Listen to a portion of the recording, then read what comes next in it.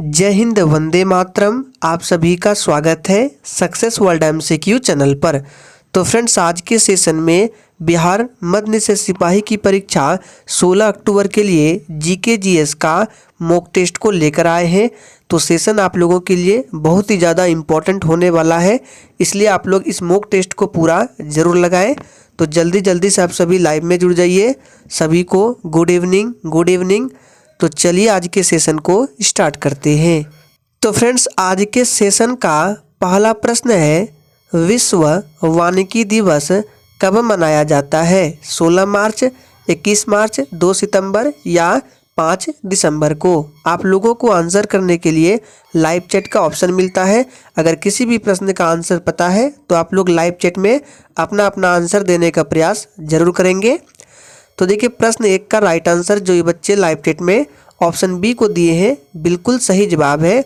विश्व वानिकी दिवस प्रत्येक वर्ष 21 मार्च को मनाया जाता है। दूसरा प्रश्न है, चिली साल्टपीटर का रासायनिक नाम क्या है? मोस्ट इंपॉर्टेंट प्रश्न है, चलिए आंसर बताएंगे। Times up. तो देखिए, इस प्रश्न का सही जवाब जो ये बच्चे लाइव चैट में ऑप्शन सी को दिए हैं, बिल्कुल सही जवाब है। सोडियम नाइट्रेट ये चिली साल्टपीटर का रासायनिक नाम है। और चिली साल्टपीटर का सूत्र क्या होता है? तो NaNO3, जिसे सोडियम नाइट्रेट बोला जाता है।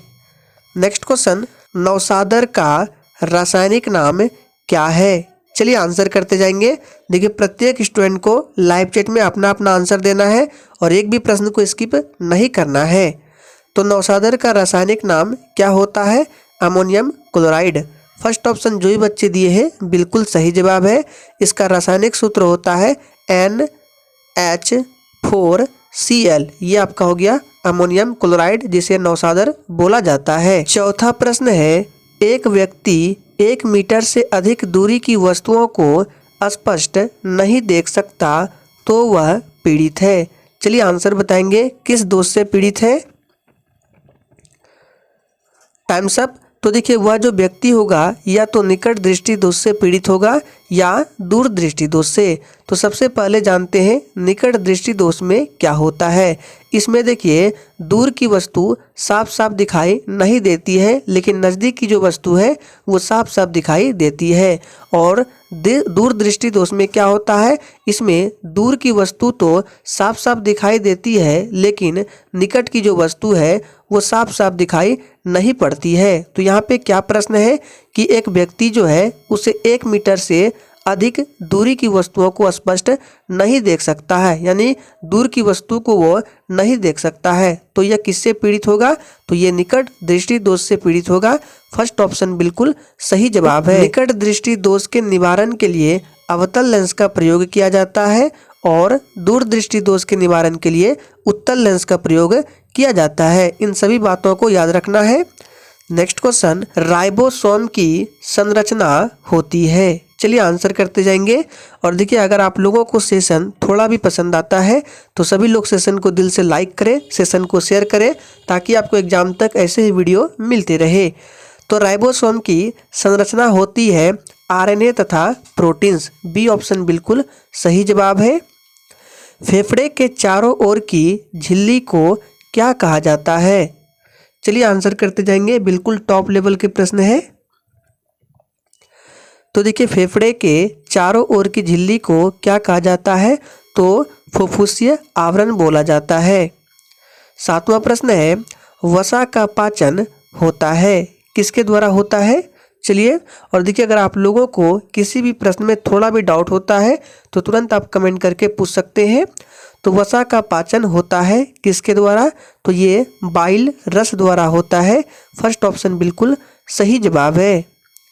साधारण अस्थायी उत्तकों के 3 प्रकार है, कौन कौन से हैं? तो देखिए, साधारण अस्थायी उत्तकों के 3 प्रकार है, पैरेनकाइमा, कोलेनकाइमा और स्क्लेरेनकाइमा। सी ऑप्शन बिल्कुल सही जवाब है। पतझड़ किसके द्वारा रोका जा सकता है? चलिए आंसर करते जाएंगे।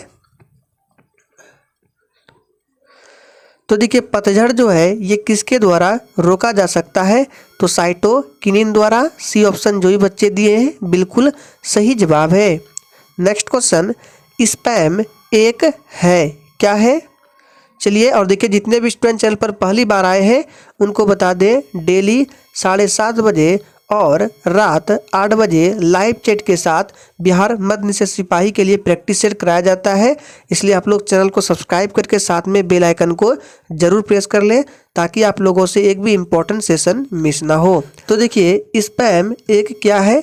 तो ये अवांछित ईमेल है। डी ऑप्शन बिल्कुल सही जवाब है।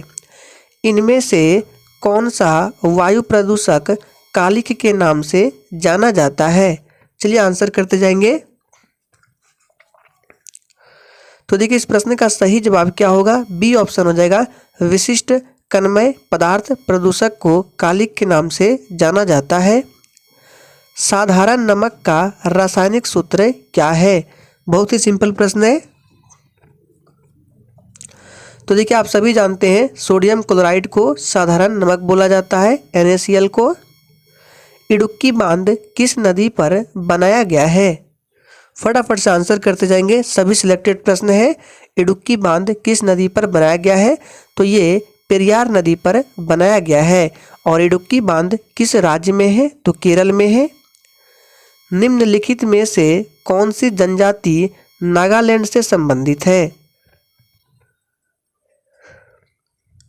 चलिए तो देखिए इन चारों ऑप्शन में से जो रेंगमा जनजाति है ये नागालैंड से संबंधित है।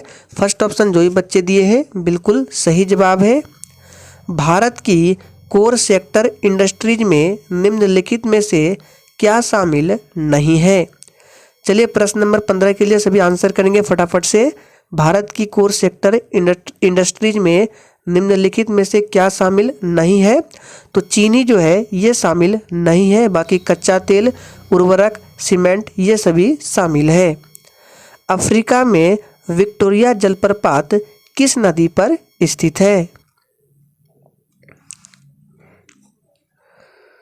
चलिए तो देखिए अफ्रीका में विक्टोरिया जलप्रपात है और ये किस नदी पर है? तो ये आपका हो जाएगा किस नदी पर? तो ये जोम्बेजी नदी पर है। फर्स्ट ऑप्शन जो ही बच्चे दिए हैं बिल्कुल सही जवाब है। आप लोग थोड़ा सा कमेंट करके बताएंगे कि भारत का सबसे ऊंचा जलप्रपात कौन सा है। इसका आंसर आपको नीचे कमेंट बॉक्स में देना है। इंडिया डिवाइडेड पुस्तक के लेखक कौन है? चलिए आंसर बताएंगे। Times up. तो देखिए इस प्रश्न का सही जवाब जो ये बच्चे ऑप्शन बी को दिए हैं बिल्कुल सही जवाब है, डॉक्टर राजेंद्र प्रसाद। ये इंडिया डिवाइडेड पुस्तक के लेखक है। आप लोग थोड़ा सा कमेंट करके इसका बताएंगे फटाफट से लाइव चैट में कि गोखले माई पॉलिटिकल गुरु ये किसके द्वारा लिखा गया है। इस पुस्तक को फटाफट से लाइव चैट में आंसर करेंगे। गोखले माई पॉलिटिकल गुरु ये पुस्तक किसने लिखा है? चलिए तो बिल्कुल सही जवाब दे रहे हैं आप लोग। ये जो पुस्तक है महात्मा गांधी के द्वारा लिखा गया है, गोखले माई पॉलिटिकल गुरु। टकलामाकन मरुस्थल किस देश में स्थित है? चलिए आंसर बताएंगे। टकलामाकन मरुस्थल किस देश में स्थित है? तो ये हो जाएगा इसका राइट आंसर ऑप्शन डी, ये चीन में है।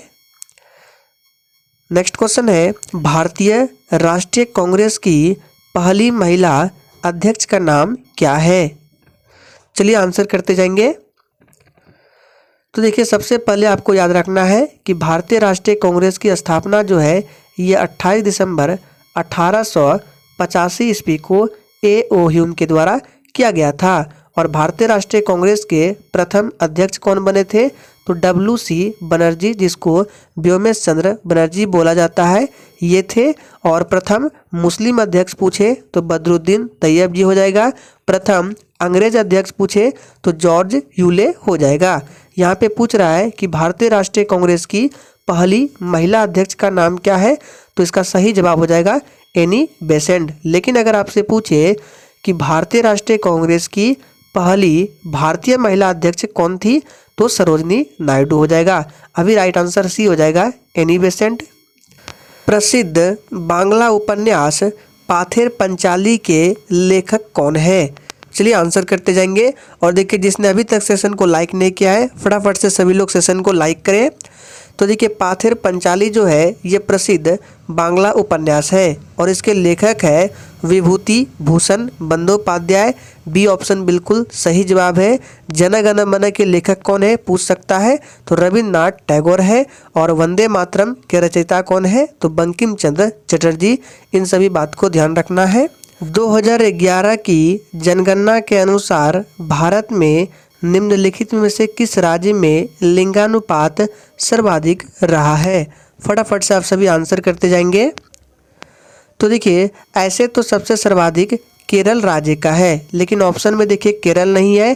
केरल पहले स्थान पर है, दूसरे स्थान पर पांडिचेरी है और तीसरे स्थान पर आपका तमिलनाडु है। तो ऑप्शन में देखिए तमिलनाडु है, तो ऑप्शन बी के साथ बिल्कुल करेक्ट आंसर हो जाएगा। याद रखिए सबसे अधिक पूछे तो केरल है, लेकिन ऑप्शन के हिसाब से आपका तमिलनाडु होगा।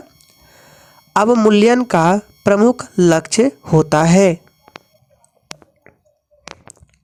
चलिए तो देखिए अवमूल्यन का प्रमुख लक्ष्य होता है निर्यात को बढ़ावा देना। संयुक्त राष्ट्र संघ की स्थापना कब की गई थी। फटाफट से आप सभी आंसर करते जाएंगे। और फ्रेंड्स सेशन के एंड में आप लोग अपना अपना स्कोर जरूर देंगे बिल्कुल ईमानदारी पूर्वक कि आप लोगों ने कितने प्रश्नों के सही सही जवाब दिए हैं। तो देखिए संयुक्त राष्ट्र संघ की स्थापना जो है 24 अक्टूबर 1945 को हुई थी और इसका मुख्यालय कहाँ है, तो न्यूयॉर्क में है। तुलबुल जल विद्युत परियोजना कहाँ स्थित है। चलिए तो देखिए तुलबुल जल विद्युत परियोजना जो है ये स्थित है कहाँ पर, तो जम्मू कश्मीर में। और पूछे किस नदी पर है, तो ये झेलम नदी पर बनाया गया है तुलबुल परियोजना। पटना उच्च न्यायालय की स्थापना हुई थी। चलिए ये प्रश्न आप लोगों के लिए इम्पोर्टेंट है, इसको ध्यान रखें। तो देखिए पटना उच्च न्यायालय की जो स्थापना है 3 फरवरी, पूरा डेट याद रखिए पूछा जाता है, 3 फरवरी 1916 को किया गया था। तो ऑप्शन ए में है 1916। निम्नलिखित में से कौन सा समवर्ती सूची का विषय है। चलिए तो देखिए इन चारों ऑप्शन में से समवर्ती सूची का कौन सा विषय है, तो ऑप्शन डी जो है आर्थिक एवं सामाजिक योजना, ये समवर्ती सूची का विषय है। भारतीय संविधान के किस भाग में पंचायती राज से संबंधित प्रावधान है। चलिए तो किस भाग में इसका वर्णन किया गया है, तो भाग 9 में। डी ऑप्शन बिल्कुल सही जवाब है। लोक लेखा समिति का मार्गदर्शक दार्शनिक तथा मित्र कौन है। फटाफट से आंसर करते जाएंगे। तो देखिए इसका सही जवाब क्या हो जाएगा, ऑप्शन डी लोकसभा के अध्यक्ष। डी ऑप्शन जो ही बच्चे दिए हैं बिल्कुल सही जवाब है। लोक लेखा समिति में टोटल 22 सदस्य होते हैं, जिसमें से 15 सदस्य ये लोकसभा से होते हैं और बच्चे 7 सदस्य जो है ये राज्यसभा से होते हैं। अशोक के शिलालेखों की लिपि क्या है। चलिए तो देखिए अशोक के शिलालेखों की लिपि क्या है, तो ब्राह्मी है। सी ऑप्शन बिल्कुल सही जवाब है। संयुक्त राष्ट्र विश्वविद्यालय कहाँ स्थित है। फटाफट से आंसर करते जाएंगे। संयुक्त राष्ट्र विश्वविद्यालय कहाँ स्थित है, तो देखिए ये स्थित है टोक्यो जापान में। गांधी सागर बांध निम्नलिखित में से किस एक का भाग है। फटाफट से आंसर करते जाएंगे, बिल्कुल सिलेक्टेड प्रश्न है। तो देखिए गांधी सागर बांध जो है ये किस एक का भाग है, तो इसका सही जवाब ऑप्शन चंबल परियोजना हो जाएगा। फर्स्ट ऑप्शन जो ही बच्चे दिए हैं बिल्कुल सही जवाब है। भारत में पेट्रोलियम का अग्रणी उत्पादक राज्य कौन है। चलिए तो देखिए भारत में पेट्रोलियम का अग्रणी उत्पादक राज्य गुजरात है। बी ऑप्शन बिल्कुल सही जवाब है। गुजरात की राजधानी गांधीनगर है, असम दिसपुर, महाराष्ट्र का मुंबई और तमिलनाडु का चेन्नई। इनमें से किस नदी के भाग को 1988 में राष्ट्रीय जलमार्ग, यहाँ पे 2 होगा, राष्ट्रीय जलमार्ग 2 घोषित किया गया था। फटाफट से आंसर करेंगे। और देखिए जितने भी लोग सेशन को वॉच कर रहे हैं अभी तक सभी लोगों ने लाइक नहीं किया है तो फटाफट से लाइक करें, शेयर करें। तो 1988 में राष्ट्रीय जलमार्ग 2 घोषित किया गया था किस नदी के भाग को? तो इसका सही जवाब है ब्रह्मपुत्रा। निम्नलिखित में से कौन से क्षेत्र भारत के प्रमुख जैव विविधता स्थल है? ये प्रश्न आप लोगों के लिए इम्पोर्टेंट है, इसको ध्यान रखें।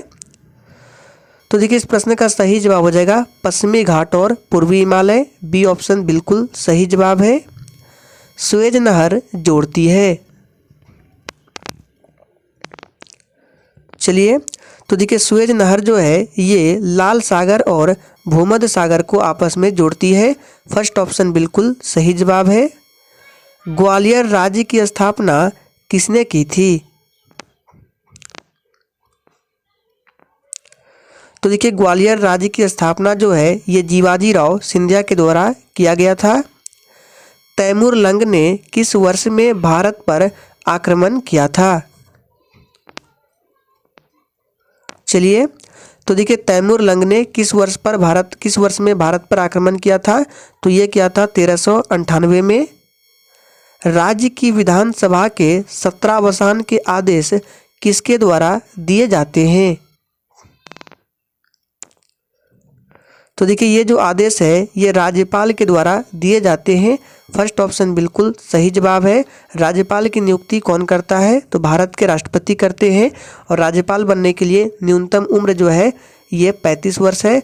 राष्ट्रपति के लिए भी 35 वर्ष है। विश्व पर्यावरण दिवस कब मनाया जाता है?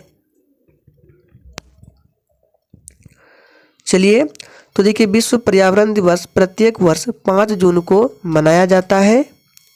अंतर्राष्ट्रीय महिला दिवस कब मनाया जाता है? तो देखिए अंतर्राष्ट्रीय महिला दिवस ये प्रत्येक वर्ष 8 मार्च को मनाया जाता है। बी ऑप्शन बिल्कुल सही जवाब है। 16 सितंबर को ओजोन दिवस मनाया जाता है। तो फ्रेंड्स आज के सेशन में हम लोगों ने 40 मोस्ट इम्पॉर्टेंट प्रश्नों को कवर किया। इसी के साथ आज का प्रैक्टिस सेट यहीं पर समाप्त होता है। तो सेशन अच्छा लगा हो तो प्लीज़ सभी लोग सेशन को शेयर करेंगे।